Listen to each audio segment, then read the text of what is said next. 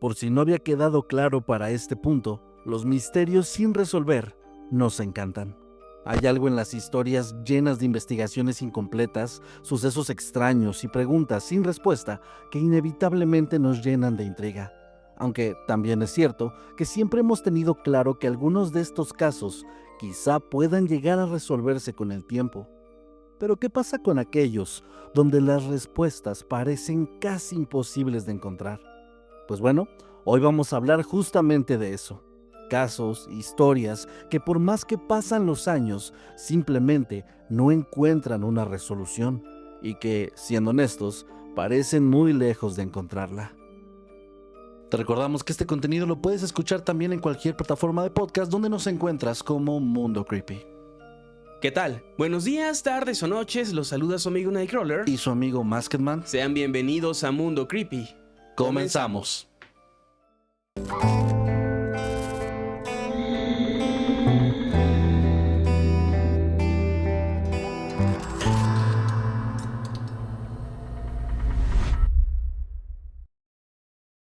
La desaparición de Paula Jean Weldon.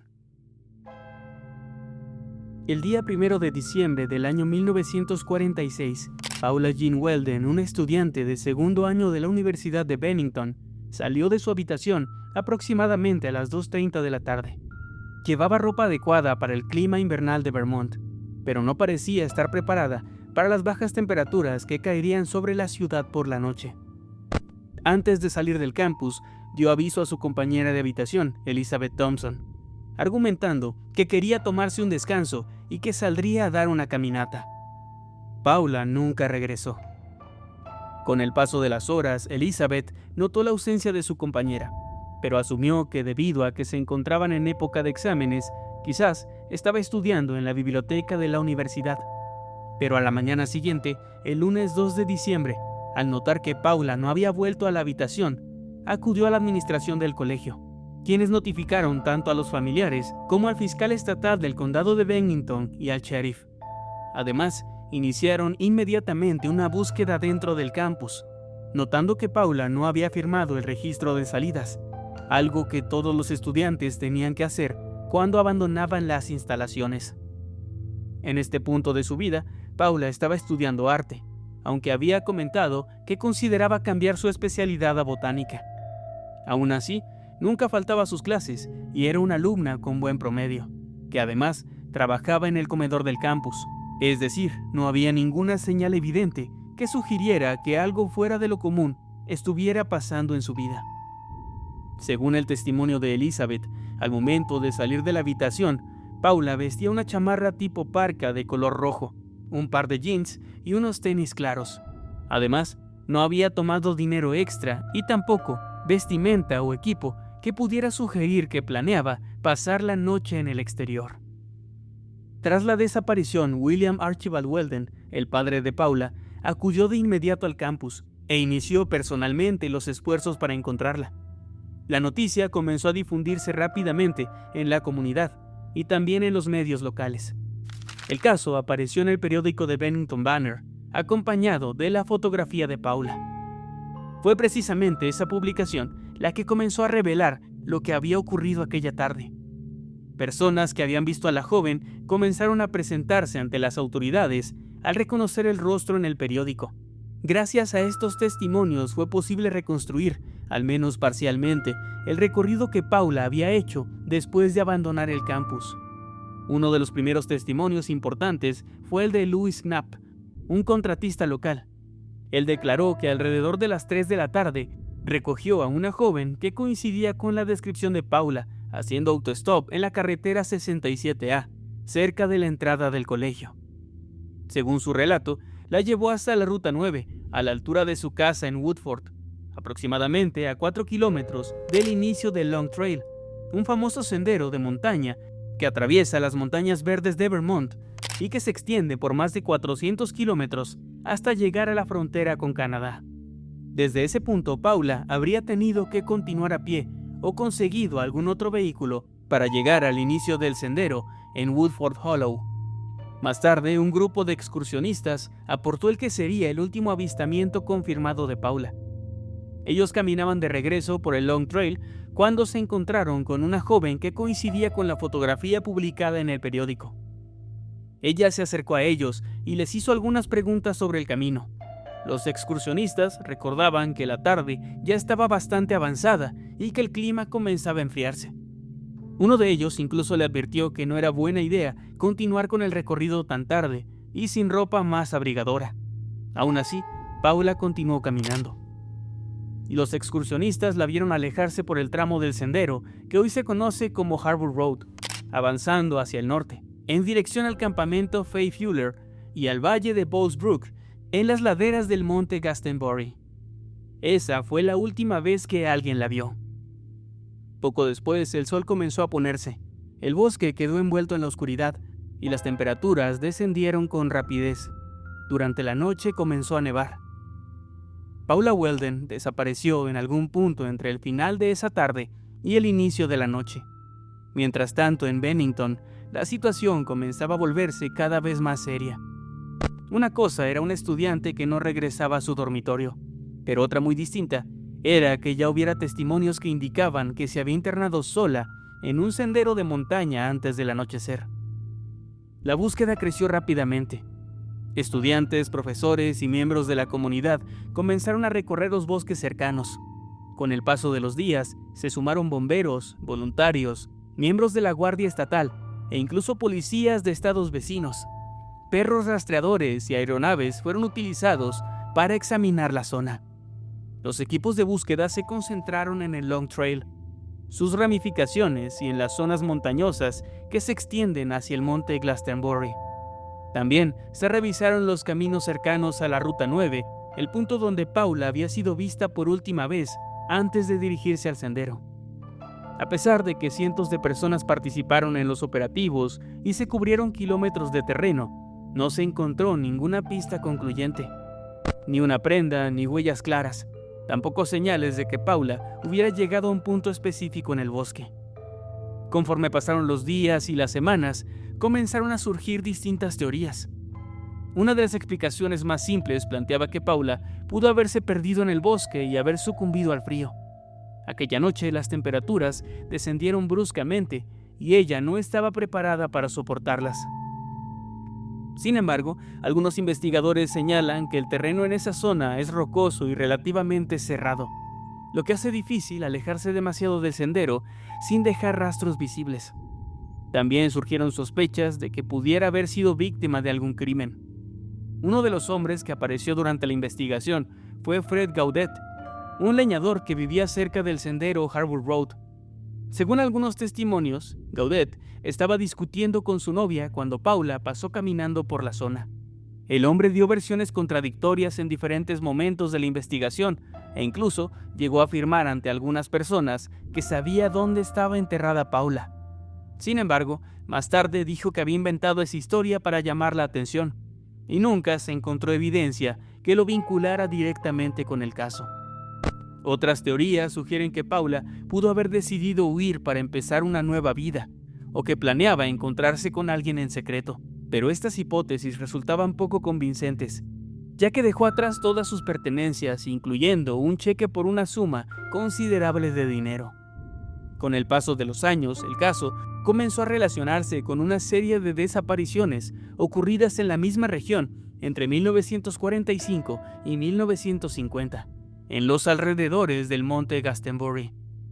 Décadas después, el escritor y locutor Joseph A. Citro bautizó a esta zona como el Triángulo de Bennington, comparándolo con el Triángulo de las Bermudas debido a las varias desapariciones reportadas en la región. Sin embargo, muchos investigadores consideran que los casos asociados a este supuesto triángulo son muy distintos entre sí y que probablemente no están relacionados. A pesar de las extensas búsquedas y de las cientos de pistas investigadas, así como de la atención mediática que recibió el caso, nunca se pudo encontrar ninguna evidencia que explicara lo que le ocurrió a Paula Jean Weldon. Pero su desaparición sí tuvo una consecuencia bastante importante. Las duras críticas de su padre hacia la falta de recursos y coordinación en la investigación hicieron que menos de un año después se aprobara la creación de la Policía Estatal de Vermont, en gran parte como respuesta a los problemas que quedaron en evidencia durante la búsqueda de Paula. Hoy, a casi 80 años después, la pregunta que inició todo sigue en el aire. ¿Qué ocurrió con Paula Jean Weldon aquella tarde de diciembre de 1946? El misterio del barco Cass-2. La mañana del 15 de abril del año 2007, 3 hombres zarparon desde Airlie Beach, en la costa noreste de Australia, hacia su primer destino, que era la ciudad de Townsville. Este era el primer tramo de una travesía mucho más larga que, según lo planeado, los llevaría a recorrer buena parte de la costa norte del país antes de regresar finalmente a Perth, esto en Australia Occidental. La embarcación era un catamarán de 9.8 metros llamado Cass-2, y a bordo viajaban Derek Batten, de 56 años, el propietario y capitán del barco, junto a sus amigos los hermanos Peter Tunstead, de 69, y James, de 63. Los 3 eran residentes de Perth y habían planeado este viaje durante meses. Su idea era completar el recorrido en unas 6 u 8 semanas, navegando relativamente cerca de la costa y evitando hacerlo de noche por seguridad. Las primeras horas de la travesía transcurrieron, hasta donde se sabe, con total normalidad. Poco después de zarpar, cerca de las 8:30 de la mañana, Peter habló por teléfono con su esposa para decirle que todo marchaba bien y que su siguiente parada iba a ser Townsville, un trayecto que podría tomar cerca de 2 días. Más tarde, el barco también realizó una comunicación rutinaria por radio para reportar su posición. Este mensaje, de hecho, terminaría siendo el último contacto confirmado con la tripulación. A las 10:05 de la mañana, uno de los hombres grabó un breve video con una cámara que llevaban a bordo. Días después, cuando el Cass-2 fue recuperado por las autoridades, esta grabación se convertiría en el último registro conocido de los 3. En las imágenes se puede ver a Peter sentado en la parte trasera del barco pescando, mientras Derek permanece en el timón. El mar se ve un tanto agitado, pero no especialmente peligroso. En un cierto momento, la cámara gira lentamente mostrando las islas cercanas y el horizonte, algo que más tarde ayudó a los investigadores a ubicar con una mayor precisión la posición exacta del barco en ese momento. También es posible distinguir una cuerda blanca arrastrándose detrás de la embarcación mientras el motor parece estar apagado. Realmente, si tú ves este video, notarás que, en apariencia, todo es completamente cotidiano. Sin embargo, en algún momento durante la siguiente hora, los 3 hombres desaparecerían sin dejar rastro. Durante varios días nadie sospechó que algo había pasado, pero el 18 de abril, 3 días después de la salida del Cass-2, la tripulación de un helicóptero de vigilancia divisó un catamarán a la deriva casi a 160 kilómetros de la costa de Queensland, en una zona cercana a la Gran Barrera de Coral. Desde el aire, observaron que una de las velas estaba parcialmente desgarrada, lo que hizo pensar que tal vez la tripulación podía encontrarse en problemas.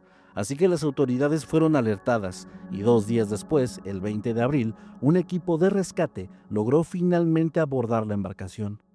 Lo que encontraron dentro del barco resultó profundamente desconcertante, y es que todo parecía indicar que los tripulantes todavía estaban ahí, o que al menos habían estado ahí apenas unos momentos antes.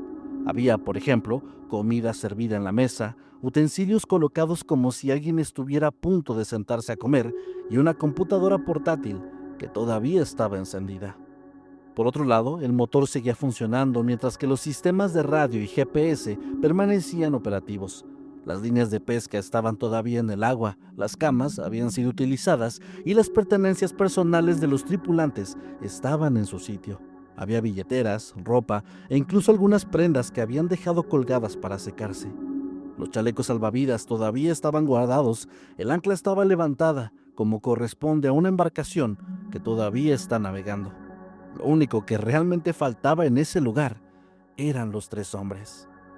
El Cass-2 fue finalmente remolcado hasta el puerto de Townsville, donde fue examinado por investigadores forenses. Estos revisaron cada rincón del catamarán en busca de señales de violencia o de la presencia de terceros a bordo, pero no encontraron nada que indicara que hubiera ocurrido un crimen. Incluso hallaron un arma de fuego con munición guardada bajo la cama del capitán dentro de un contenedor sellado, completamente intacta. Mientras tanto, los equipos de rescate iniciaron una búsqueda a gran escala. Helicópteros, aviones, guardacostas y embarcaciones civiles recorrieron la zona durante varios días. Los investigadores también analizaron los datos del GPS del barco para tratar de reconstruir lo que había ocurrido. Ese análisis reveló que el barco había iniciado su viaje siguiendo la ruta planificada, pero en algún momento se desvió ligeramente, adentrándose en una zona donde se estaban formando vientos fuertes y un mar agitado. Para la tarde de ese mismo día, el sistema indicaba que el barco ya estaba a la deriva. Durante la investigación también apareció el testimonio de un pescador que aseguró haber visto un velero blanco con una vela dañada desplazándose lentamente entre arrecifes el 16 de abril, un día después de la desaparición de la tripulación. Pasó a unos 50 metros de la embarcación, pero en cubierta no pudo ver a nadie. En ese momento, él no pensó que hubiera nada fuera de lo común y continuó con su camino. Las labores de búsqueda se extendieron durante varios días, pero no se encontró ningún rastro de los hombres. Finalmente, el operativo fue cancelado el día 21 de abril. Más de un año después, ya en agosto de 2008, se llevó a cabo una investigación oficial para intentar esclarecer lo que había ocurrido. El informe del forense propuso un escenario plausible. Según esta hipótesis, uno de los tripulantes pudo haber intentado liberar un señuelo de pesca que se había enredado en el timón del barco. Al hacer esto, habría caído al agua, y así, otro de los hombres podría haber saltado para intentar ayudarlo, mientras el capitán habría encendido el motor para maniobrar el barco y regresar por ellos. Sin embargo, al abandonar momentáneamente el timón para bajar las velas, un cambio repentino en el viento pudo haber hecho girar violentamente el boom, la barra horizontal del mástil, golpeándolo y arrojándolo también al mar. Así, el barco, impulsado por el viento y avanzando con rapidez, se habría alejado en cuestión de segundos. Aún así, el propio forense reconoció que no podía afirmar con certeza que este fuera el escenario verdadero. Y es que varios detalles siguen generando algunas preguntas, pues cuando el barco fue encontrado, por ejemplo, tenía desplegadas sus defensas laterales, algo que normalmente se utiliza cuando una embarcación se acerca a otra o a un muelle. También resulta extraño que los chalecos salvavidas permanecieran guardados, que las líneas de pesca siguieran en el agua y que la mesa estuviera preparada para una comida. En otras palabras, nada dentro del CAS-2 parecía indicar que su tripulación estuviera atravesando ningún tipo de emergencia. Hasta el día de hoy, el CAS-2 sigue siendo uno de los casos más extraños e inquietantes de desaparición en el mar. Un barco encontrado navegando solo, con el motor encendido, la comida preparada y todas las pertenencias de sus tripulantes todavía a bordo, pero sin nadie para explicar qué fue exactamente lo que ocurrió en ese fatídico viaje. Las cartas de Circleville. Circleville es una pequeña ciudad ubicada en el estado de Ohio, a unos 40 kilómetros al sur de Columbus. Durante décadas fue un lugar relativamente tranquilo, uno de esos pueblos donde casi todos se conocen y donde las noticias importantes rara vez pasan de ser asuntos locales. Sin embargo, a mediados de los años 70, comenzó a ocurrir algo que poco a poco transformaría ese ambiente de calma en una historia que terminaría extendiéndose por todo el país.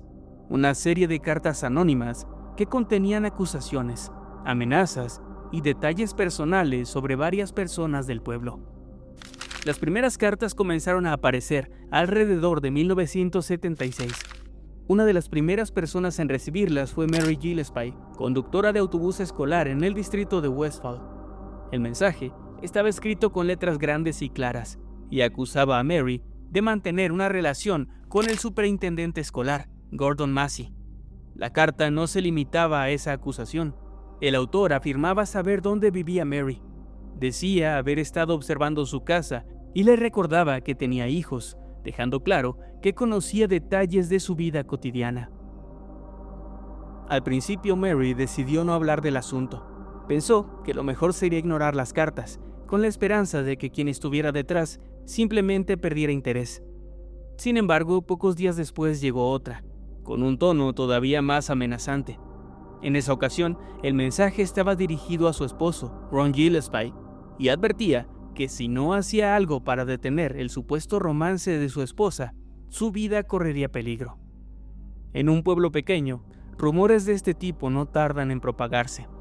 Las cartas comenzaron a circular entre diferentes personas y el asunto se convirtió en un tema de conversación en Circleville.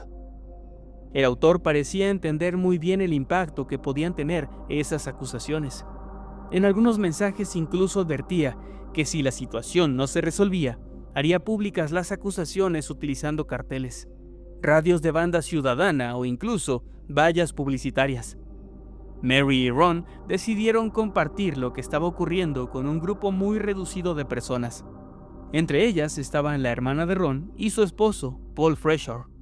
Fue precisamente Paul quien sugirió una posible estrategia. Pensaron que quizá podrían intimidar al autor enviándole algunas cartas en las que se insinuara que ya sabían quién era. La intención no era amenazarlo, sino hacerle creer que había sido descubierto. Durante un tiempo, la estrategia pareció funcionar.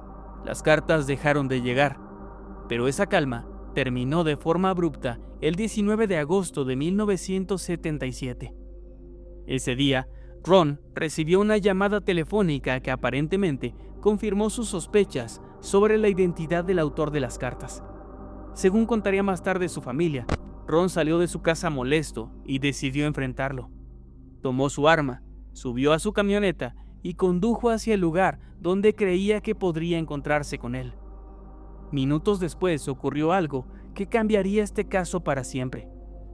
A corta distancia de su casa, Ron perdió el control del vehículo y se estrelló contra un árbol, muriendo en el lugar. Durante la investigación surgió un detalle que nunca pudo explicarse con claridad. Antes del impacto, su arma había sido disparada al menos una vez, pero nadie pudo determinar cuándo ocurrió el disparo, ni hacia qué o hacia quién estaba dirigido. Las autoridades concluyeron que se trataba de un accidente automovilístico causado por conducir bajo los efectos del alcohol, ya que su nivel de alcohol en sangre era de 0.16, más del doble del límite legal en Ohio. Sin embargo, muchas personas cercanas a Ron aseguraron que no era alguien que bebiera con frecuencia, por lo que la explicación nunca terminó de convencer a todos. Lo que sí ocurrió poco después fue que las cartas regresaron. Esta vez no solo atacaban a Mary, algunas comenzaron a circular entre otros residentes del pueblo, y en varias de ellas se acusaba directamente al sheriff de estar encubriendo lo que realmente había ocurrido con Rob Gillespie, insinuando que su muerte no había sido un simple accidente. Durante varios años el caso pareció quedar en una especie de punto muerto.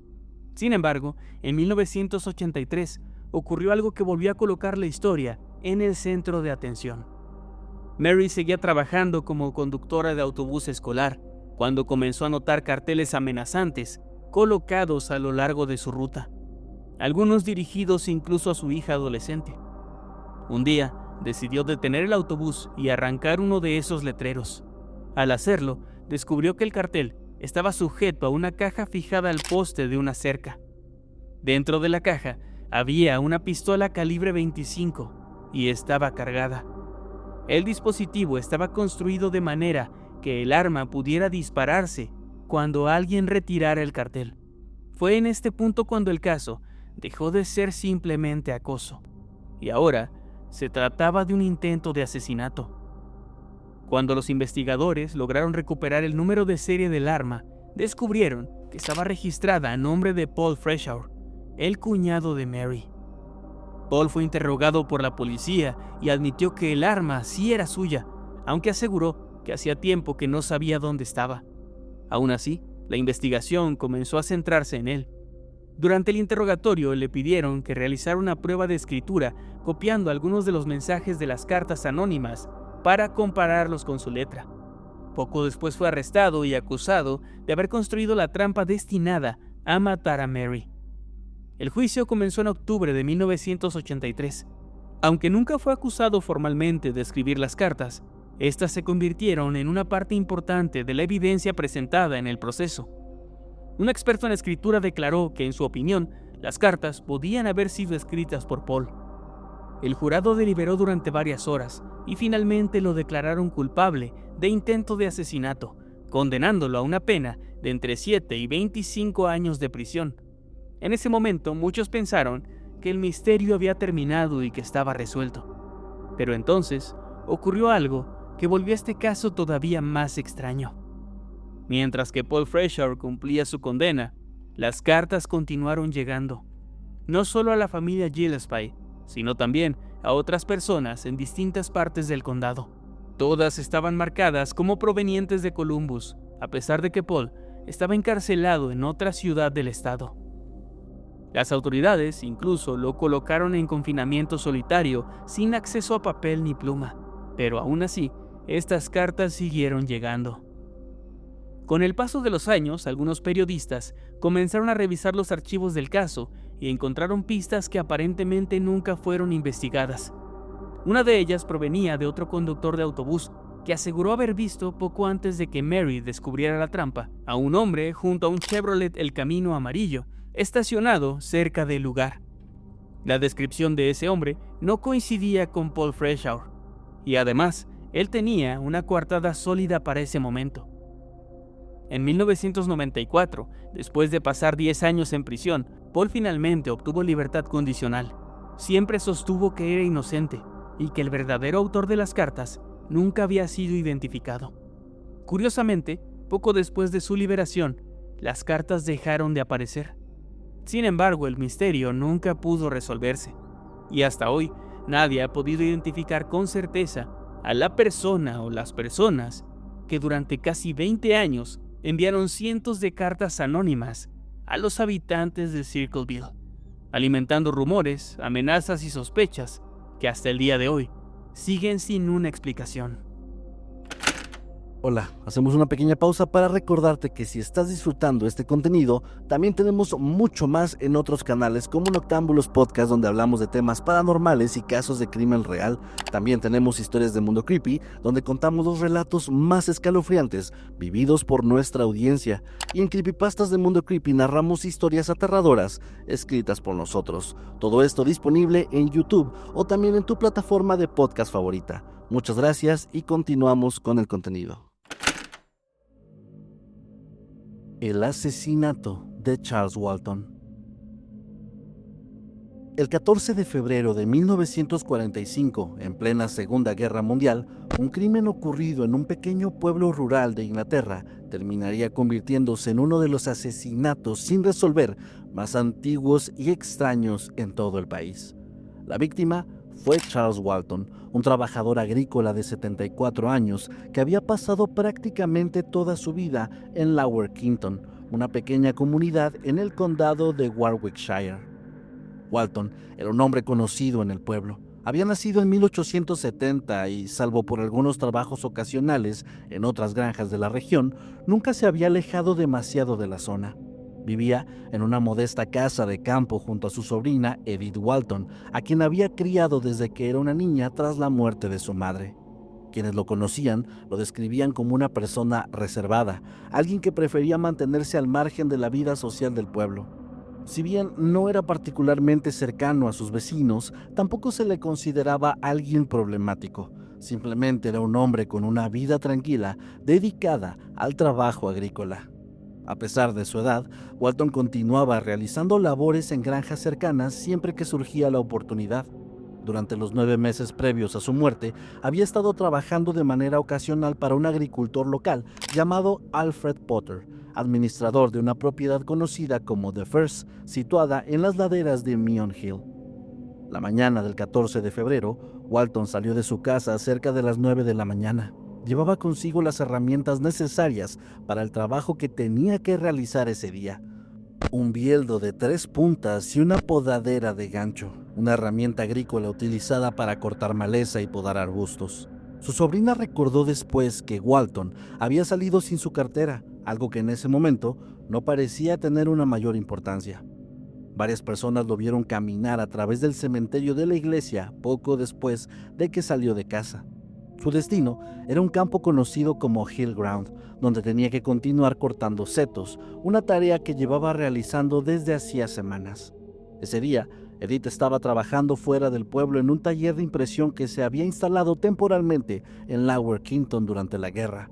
Walton regresaba normalmente a casa cerca de las 4 de la tarde, pero cuando Edith volvió cerca de las 6, notó que su tío no estaba ahí.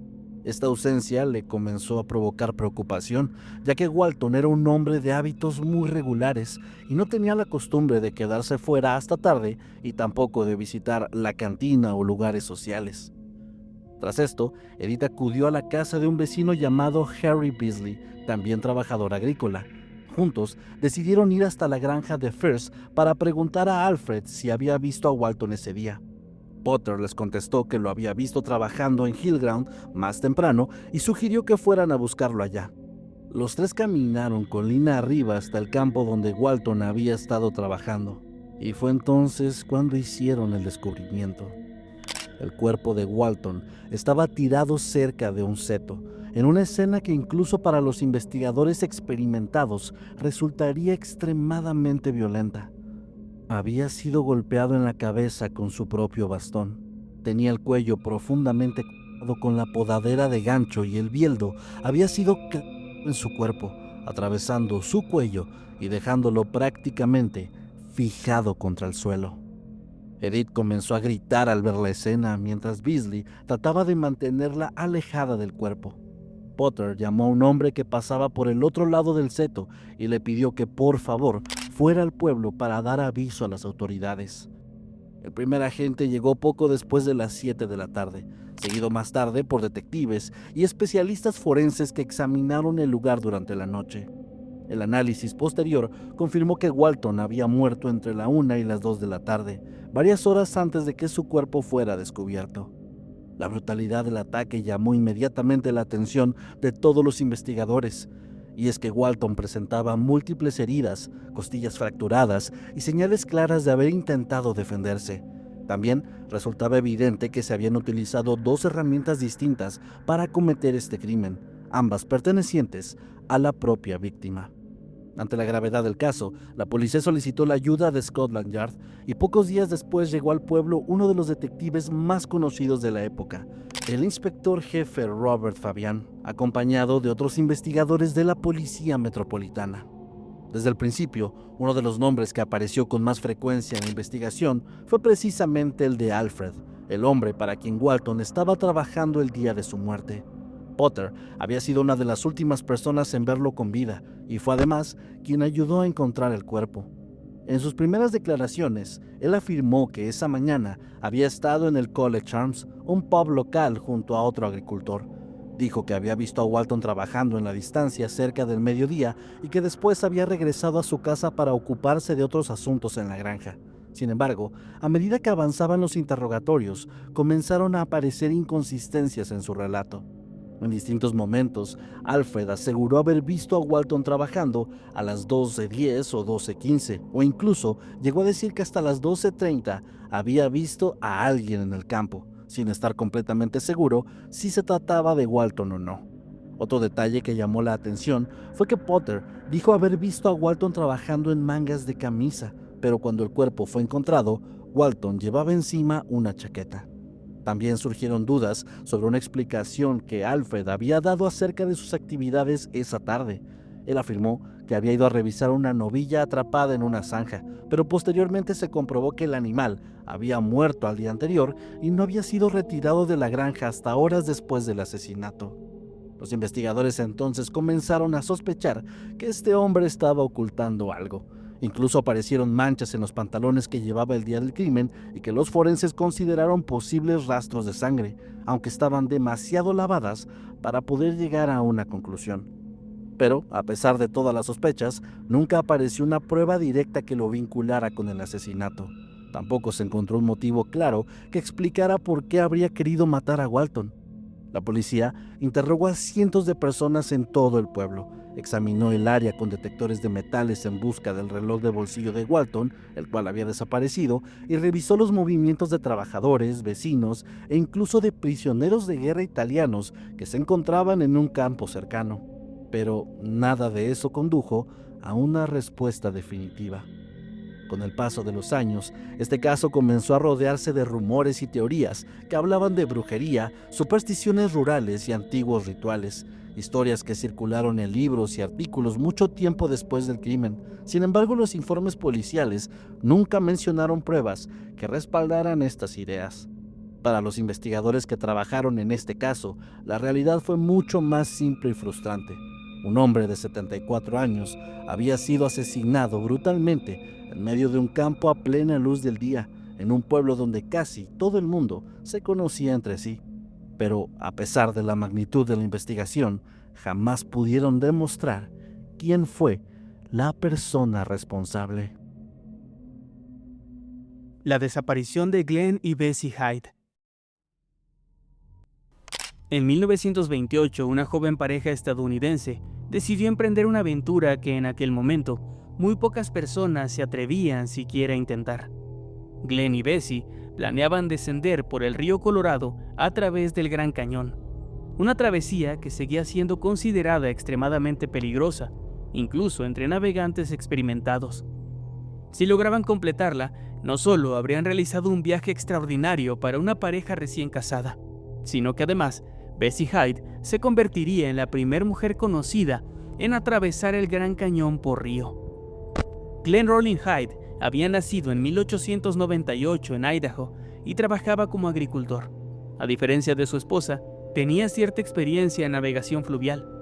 En 1926 había descendido el Salmon River y el Snake River junto a un navegante experimentado llamado Cap Guleke, una experiencia que despertó en él una fuerte fascinación por los ríos rápidos y las travesías largas. Bessie Louise Haley, en cambio, provenía de un contexto completamente distinto. Había nacido en 1905 en West Virginia y había pasado por un matrimonio previo que terminó en divorcio. Ambos se conocieron en 1927 mientras viajaban en un barco de pasajeros rumbo a Los Ángeles, y la relación avanzó con bastante rapidez. El 10 de abril de 1928, apenas un día después de que el divorcio de Bessie se hiciera oficial, decidieron casarse. La idea de su luna de miel era poco convencional. Glenn quería realizar un descenso completo por el sistema de ríos Green y Colorado, atravesando el Gran Cañón hasta llegar finalmente a Needles, California. También esperaba establecer un nuevo récord de velocidad para completar la travesía, algo que en aquella época representaba un desafío importante para los navegantes del río. En octubre de 1928, la pareja llegó a Green River, Utah, donde Glenn construyó personalmente la embarcación que utilizarían en el viaje. Se trataba de un Sweepscow de madera de unos 6 metros, un tipo de bote de fondo plano utilizado por algunos navegantes del noroeste para descender ríos rápidos. Aunque Glenn confiaba en su diseño, no todos compartían ese optimismo. Mientras aún estaban en Utah, un navegante experimentado examinó la embarcación y les advirtió que no era la más adecuada para atravesar el Gran Cañón. También expresó preocupación por otro detalle importante: la pareja no llevaba chalecos salvavidas. Glenn restó importancia a esas advertencias y decidió continuar con sus planes de todos modos. El 20 de octubre de 1928 comenzaron su descenso río abajo. Durante las primeras semanas, todo parecía marchar según lo previsto. La pareja avanzaba por el río tomando fotografías, escribiendo anotaciones en un diario y deteniéndose ocasionalmente para descansar o abastecerse de provisiones. A mediados de noviembre realizaron una de sus pausas. Salieron del cañón por el Bright Angel Trail para comprar suministros en el borde sur del parque. Ahí visitaron el estudio del fotógrafo Emery Culp, una figura bastante reconocida por exploradores y visitantes del Gran Cañón. Culp conversó con la pareja y les tomó una fotografía antes de que regresaran al río. Durante la charla, les preguntó por los chalecos salvavidas que solían llevar los navegantes del Colorado. Glenn respondió con una sonrisa y aseguró que no los necesitaban. Culp incluso les sugirió que permanecieran en el lugar durante el invierno y retomaran el viaje más adelante, preocupado por las condiciones del río. Pero Glenn rechazó la idea porque quería mantener su calendario y el ritmo del viaje. Antes de regresar al río, Bessie conversó brevemente con la hija pequeña de Culp. En algún momento, al observar el vestido de la niña, comentó que se preguntaba si volvería a usar zapatos elegantes alguna vez. Una frase que años más tarde, algunos recordarían como un detalle inquietante, aunque en aquel momento nadie le dio mayor importancia. Después de esa visita, la pareja volvió al río para continuar su descenso.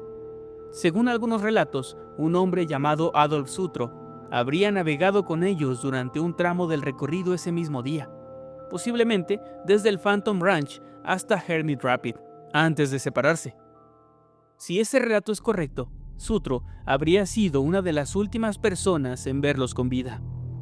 El 18 de noviembre de 1928, Glenn y Bessie fueron vistos navegando río abajo cerca de Hermit Rapid.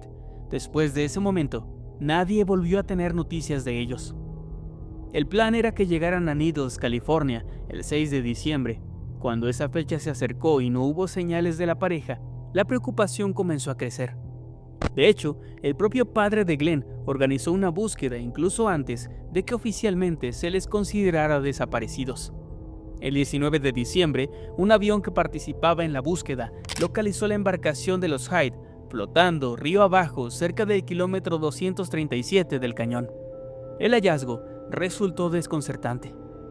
El bote estaba flotando intacto y completamente a flote, con los suministros aún asegurados en su lugar. No había señales claras de daño ni de lucha a bordo. Lo único que faltaba era la pareja. Dentro del bote también se encontró una cámara fotográfica que posteriormente fue recuperada por Emery Culp y su hermano. Cuando revelaron las películas, descubrieron que la última fotografía había sido tomada cerca del kilómetro 165 del río, probablemente alrededor del 27 de noviembre. Otras evidencias sugerían que la pareja había continuado avanzando hasta la zona de Diamond Creek, cerca del kilómetro 226, donde aparentemente habrían acampado. En el diario de Bessie aparecía una anotación indicando que habían logrado superar el 231 Mile Rapid, uno de los tramos más difíciles del río. Después de ese punto, todo se vuelve incierto.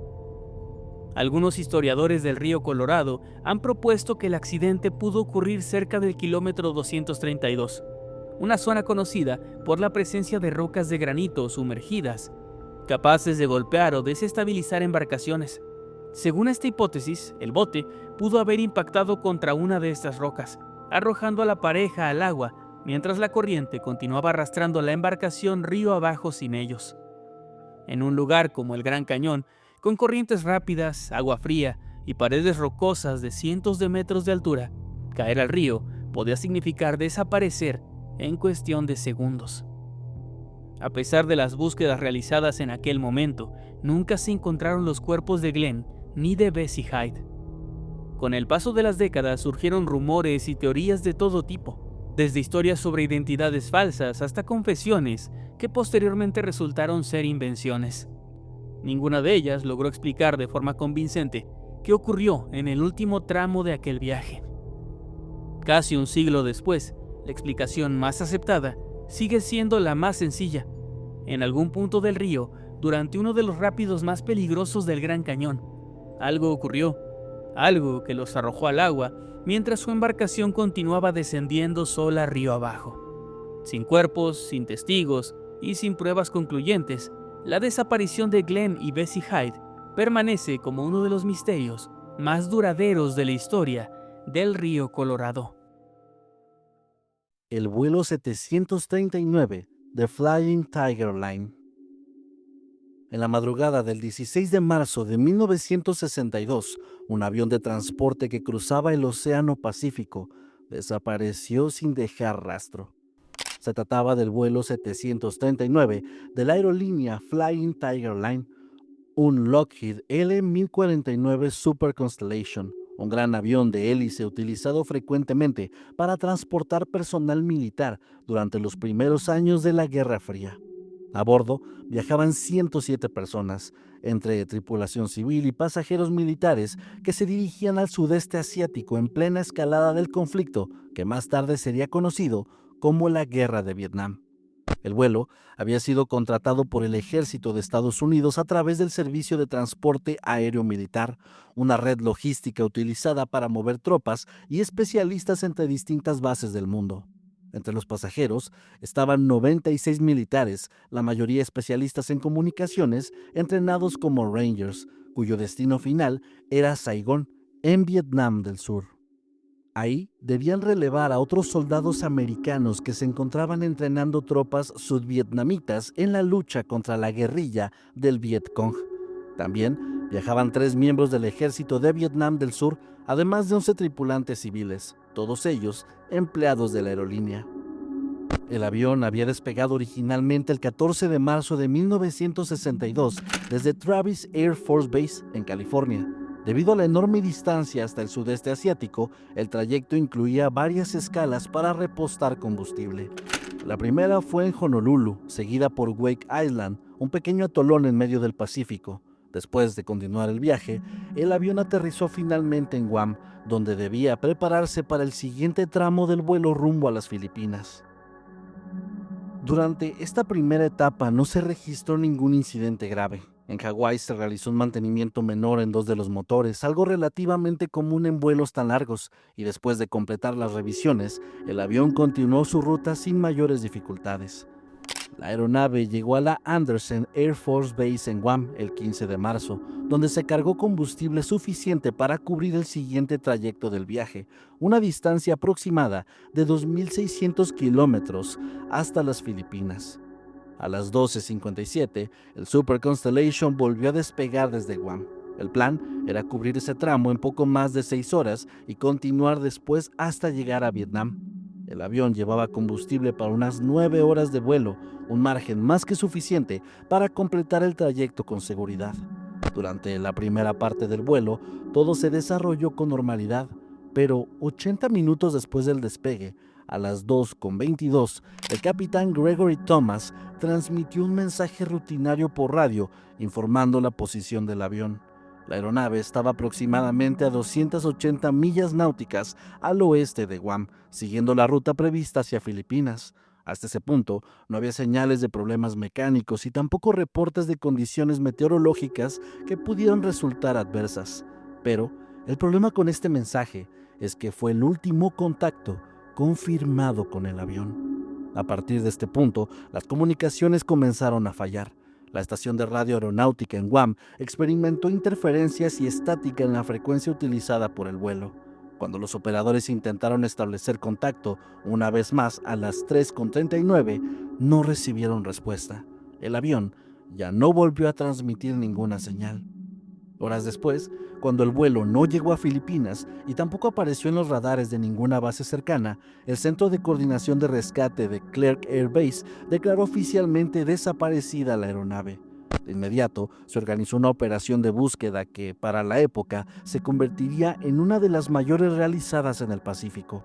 La Marina, la Fuerza Aérea, la Guardia Costera y los Marines de Estados Unidos desplegaron aviones y buques para rastrear la zona donde se estimaba que el avión había desaparecido.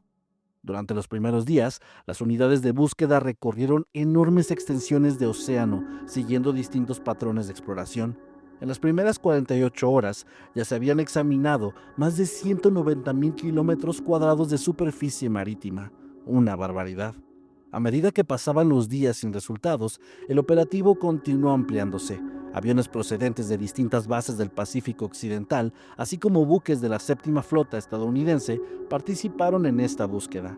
En total, el área explorada superó finalmente los 500,000 kilómetros cuadrados de océano, una extensión comparable al tamaño de un país entero. Pero, a pesar de todo esto, no apareció ni un solo rastro del avión.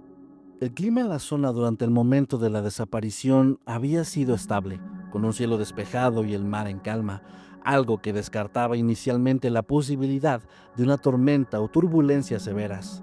Mientras la búsqueda continuaba, surgió un dato que llamó la atención de los investigadores. Un petrolero liberiano llamado SSTL Linsen informó haber observado un fenómeno extraño en el cielo aproximadamente 90 minutos después del último contacto por radio.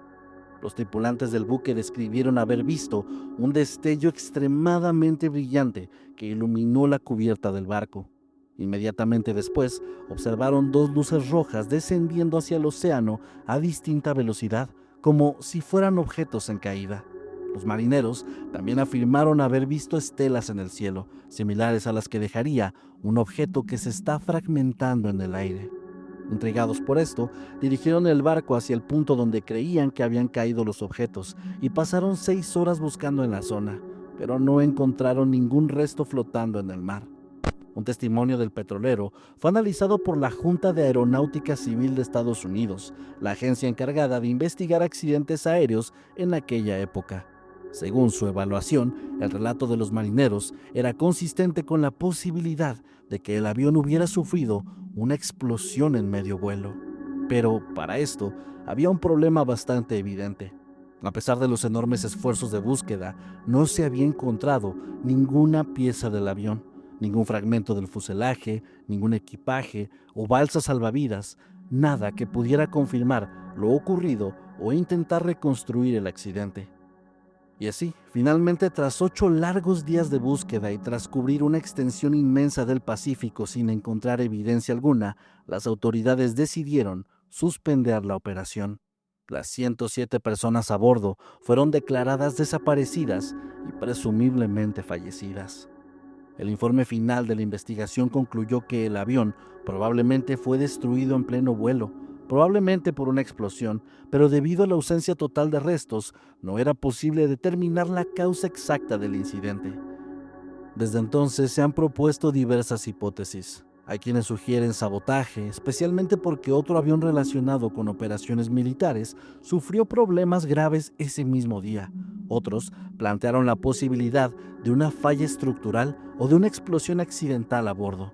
Pero sin restos del avión, sin testigos directos y sin pruebas concluyentes, la desaparición del 739 permanece como uno de los mayores misterios en la historia de la aviación del Pacífico.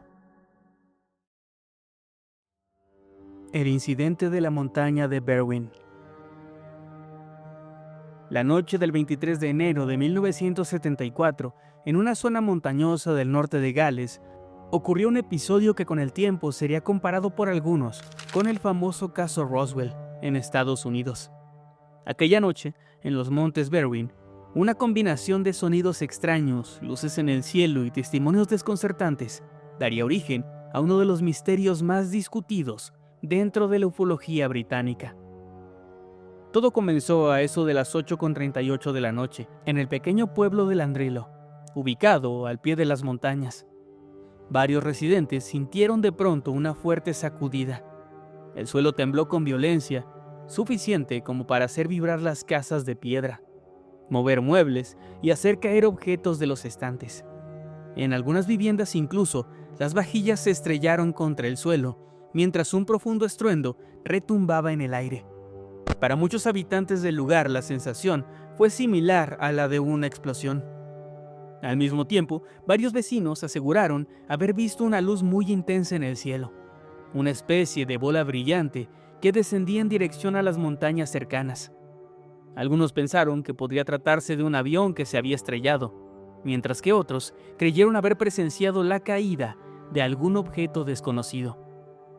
Entre quienes presenciaron algo extraño aquella noche se encontraba Pat Evans, una enfermera que vivía cerca de la zona. Según su testimonio, estaba en su casa cuando escuchó una detonación tan fuerte que creyó que un electrodoméstico había explotado. Sus hijas, alarmadas por el ruido, también salieron para ver qué había ocurrido. Desde la vivienda podían ver las montañas de Berwyn, y fue entonces cuando Pat observó algo que nunca olvidaría. En la ladera de una de las montañas se encontraba un objeto circular de color rojizo, intensamente iluminado, que parecía descansar sobre el terreno. La esfera brillaba con una luz uniforme, similar a una brasa incandescente, y en algunos momentos cambiaba de tonalidad entre rojo, amarillo y blanco. El objeto no emitía sonido alguno, y según el relato de Pat, permaneció visible durante varios minutos mientras ella y sus hijas lo observaban desde su vehículo.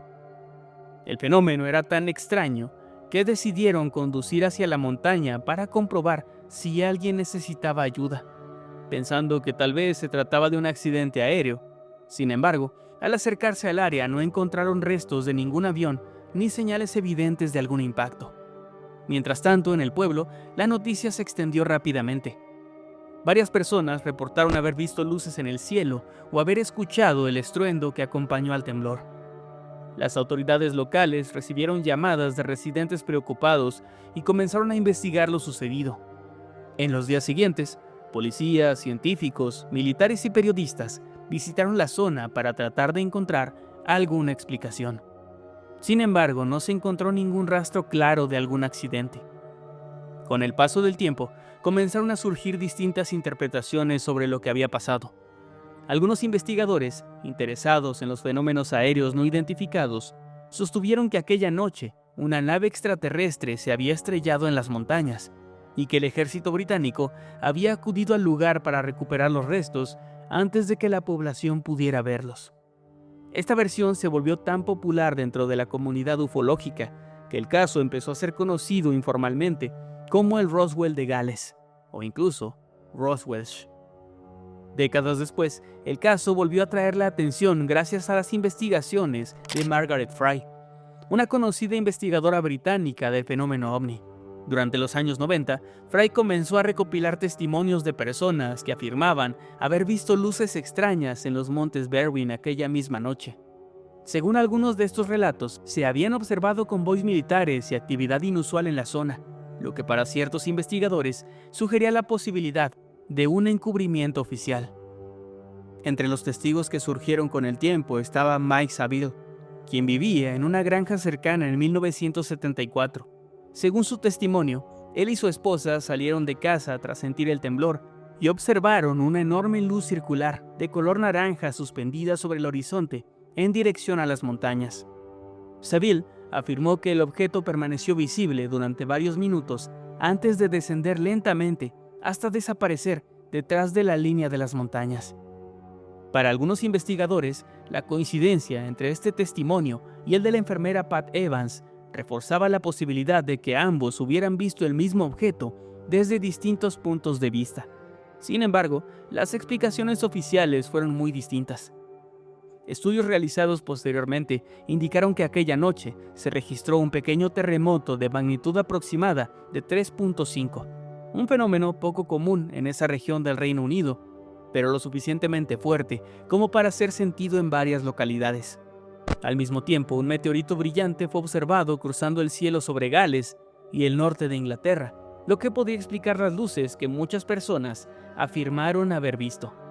Según documentos desclasificados del Ministerio de Defensa británico, la combinación de estos dos fenómenos, un temblor sísmico acompañado por la aparición de un meteorito, habría sido suficiente para generar la impresión de que algo había explotado o caído en las montañas. También se ha sugerido que algunos de los destellos reportados podrían haber sido luces sísmicas, un fenómeno raro que en ocasiones ocurre durante movimientos tectónicos y produce destellos luminosos en el cielo. A pesar de estas explicaciones, el incidente de Berwyn sigue siendo objeto de debate. Algunas personas consideran que todo puede explicarse mediante estos fenómenos naturales y confusiones visuales en una noche particularmente inusual.